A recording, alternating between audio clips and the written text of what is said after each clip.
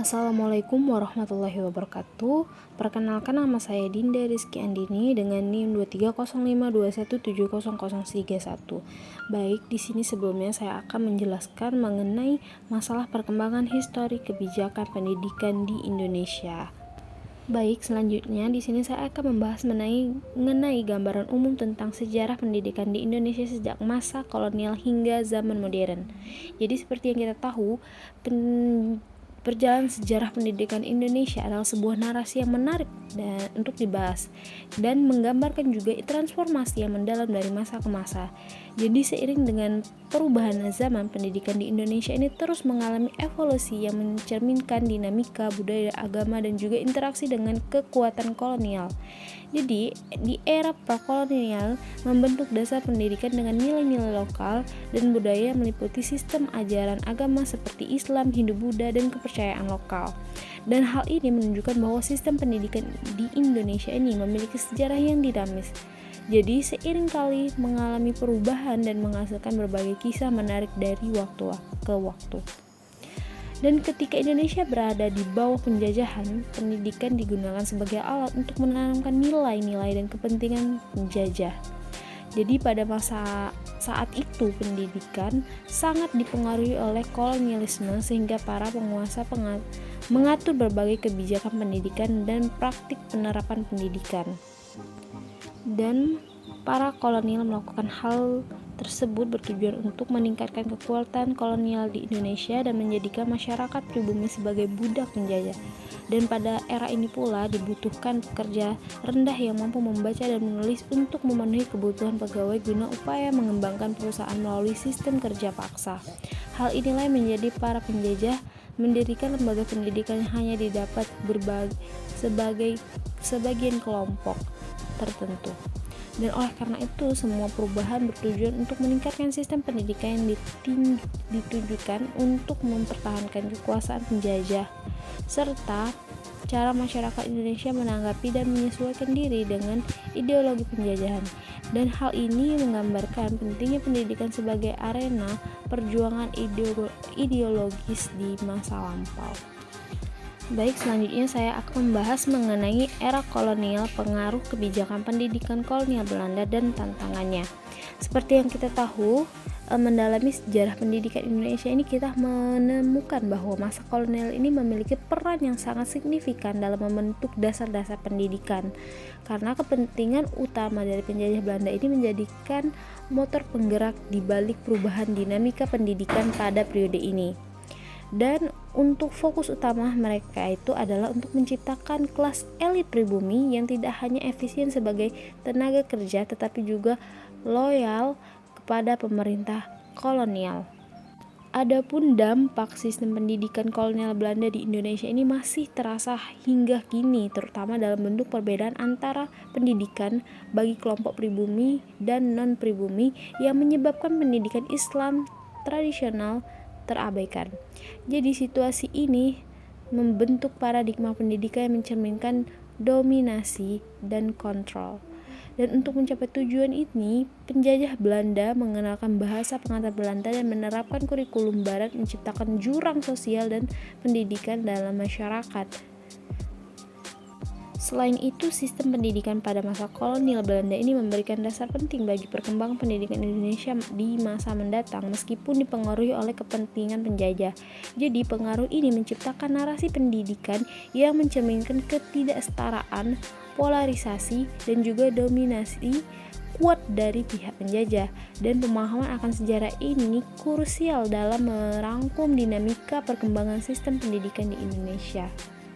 Adapun pengaruh kebijakan pendidikan kolonial Belanda dapat dilihat dari pendidikan elit, di mana kebijakan pendidikan kolonial Belanda ini menitik bebankan pada pemberian akses terbatas kepada penduduk pribumi. Sementara di elit pribumi ini mendapatkan pendidikan yang lebih unggul untuk mendukung administrasi kolonial.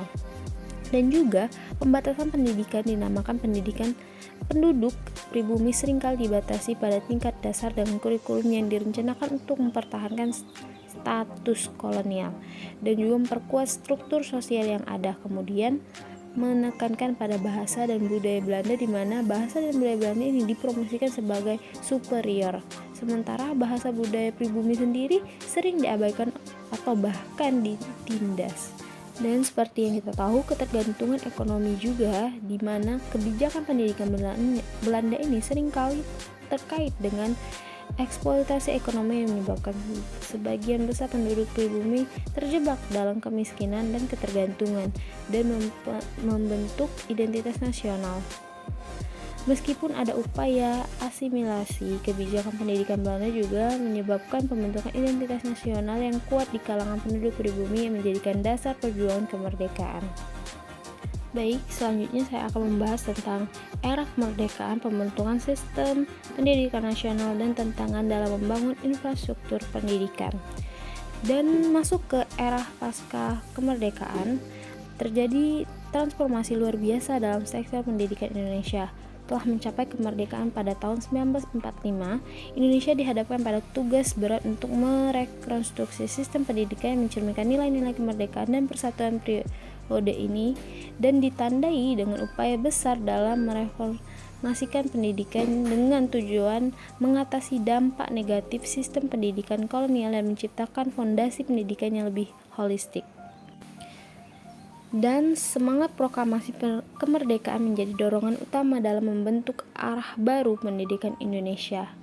Dan Pancasila juga diadopsi sebagai landasan filosofis pendidikan nasional dan menciptakan fondasi yang mencerminkan keragaman budaya, kesetaraan, dan keadilan. Dan pendidikan Indonesia pada periode tersebut dibagi menjadi dua fase, yaitu ada tahun 1945 sampai 1950 dan 1950 sampai 1966. Dan pada periode awal tersebut sistem pendidikan mengikuti zaman Jepang dengan kurikulum umum dan penggunaan bahasa Indonesia sebagai bahasa pengantar. Namun pemerintah Indonesia melakukan perubahan signifikan dengan melakukan hak belajar dan bersekolah bagi setiap warga negara Indonesia. Berbeda dengan zaman kolonial yang hanya memperbolehkan orang-orang tertentu untuk berpendidikan. Pembukaan hak belajar bersekolah diperluas untuk semua warga negara, sementara pendidikan keagamaan diakui sebagai penting dari sistem pendidikan dan untuk mempromosikan inklusivitas, tetapi juga menghormati serta merayakan keragaman masyarakat di Indonesia. Dan upaya tersebut pasca kemerdekaan juga mencakup pembangunan infrastruktur pendidikan, pelatihan tenaga pendidikan, dan meningkatkan akses pendidikan di seluruh wilayah Indonesia. Selain itu, pemerintah berfokus pada penciptaan warga negara yang sadar akan hak dan kewajiban sambil menghormati serta mempromosikan persatuan dan keagamaan yang tercermin dalam arah membangun pendidikan.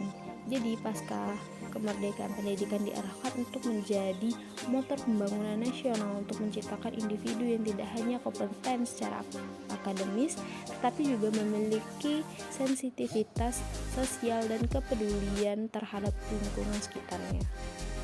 Adapun tantangan utama pendidikan pasca kemerdekaan, terutama pada abad ke-21 ini, adalah dampak dari arus informasi, budaya global, dan juga kemajuan teknologi yang dapat mengubah pandangan dan ideologi setiap individu yang berpotensi menghilangkan identitas bangsa. Jadi dalam konteks pendidikan di Indonesia terus berupaya untuk meningkatkan sistemnya dengan memperhatikan keberagaman karakter dan tahap perkembangan serta peserta didik, sejalan dengan nilai-nilai agama dan zaman. Dan setiap reformasi ini harus didasarkan pada prinsip-prinsip kemanusiaan Pancasila sebagai dasar untuk memperkuat identitas manusia Indonesia. Salah satu perubahan dalam sistem pendidikan adalah penerapan kurikulum merdeka yang menekankan pembelajaran yang beragam dengan penanaman karakter siswa berdasarkan pada nilai-nilai Pancasila secara menyeluruh. Baik, selanjutnya saya akan membahas mengenai implikasi dari sejarah kebijakan pendidikan terhadap sistem pendidikan di Indonesia. Seperti yang kita tahu bahwa kebijakan pendidikan ini merupakan kunci bagi keunggulan bahkan eksistensi bagi negara-negara dalam persaingan global, sehingga kebijakan pendidikan perlu mendapatkan prioritas utama dalam era globalisasi ini. Adapun implikasi dari sejarah kebijakan pendidikan ini terhadap sistem pendidikan di Indonesia memiliki dampak yang besar dan mendalam.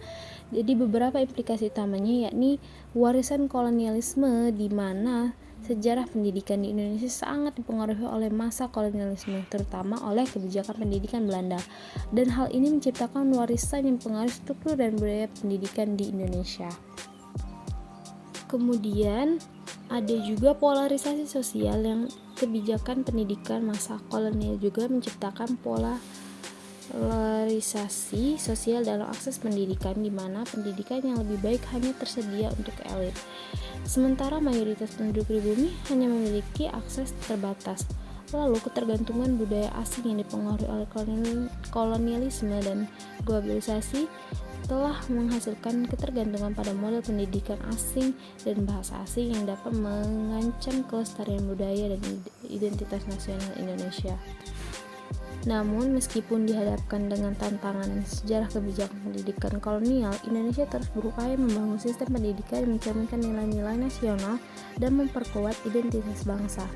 Dan hal ini terlihat dalam upaya untuk menyertakan nilai-nilai Pancasila ke dalam kurikulum pendidikan yang meningkatkan pengajaran budaya lokal. Baik, mungkin itu saja yang bisa saya sampaikan. Lebih dan kurang saya mohon maaf. Pada Allah saya mohon ampun. Saya akhiri. Wassalamualaikum warahmatullahi wabarakatuh.